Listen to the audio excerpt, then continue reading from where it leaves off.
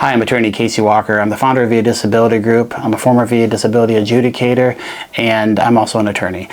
Today, I want to talk about claims you need to file immediately if they are applicable to you. So the VA is in the process of potentially changing the rating criteria, and it looks like it's going to happen any day now for obstructive sleep apnea and for mental health. And so these are two major ratings that a lot of veterans have. If you have these conditions or potentially have these conditions, it's incumbent on you to file those claims now. If you file the claim today and they change the law tomorrow, you can avail yourself to whichever law is more favorable to you.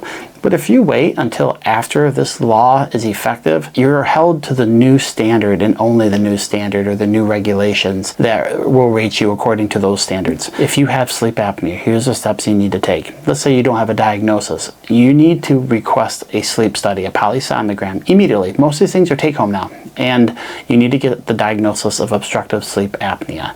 And you need to get a sleep apnea machine prescribed to you. This is a standard of care these days, so get a sleep apnea machine prescribed. That's how you treat it. Once you have established a diagnosis by using a sleep study or a polysomnogram, and you have been prescribed the CPAP machine, which is a continuous positive airway pressure machine, you should be good to file your claim. Now, you're still going to have to relate it back somehow to the military service, but get the diagnosis under the current criteria. You get a medical opinion linking your sleep apnea to your military service at a later point in time, but get the diagnosis and get the CPAP machine and get the claim filed before they change the law. Now, let's talk about mental health. Mental health is the elephant in the room for most VA claimants because it rates quite well. You can get good evaluations for mental health, and because a lot of veterans have mental health issues because they see a lot of combat. The changes are sweeping. They're changing everything. And we have a separate video on that. It's linked in the description below, so you can check that out. However, what you need to know is that if you file a claim today and they change the law tomorrow, yet again, you can avail yourself to whichever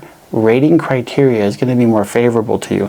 Now, keep in mind, this assumes they're going to grant service connection. So once service connection is granted, that's where we get into the rating criteria that's important. That's why we're having this discussion today. Get these claims filed. If you have a mental health condition or you think you have a mental health condition, get it filed. So what steps do you want to take before you do the filing?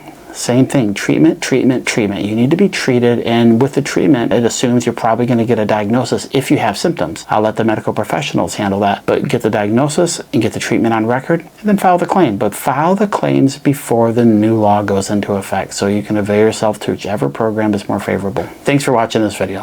I hope you found it helpful. If you did, like and subscribe to the channel. Have a good day.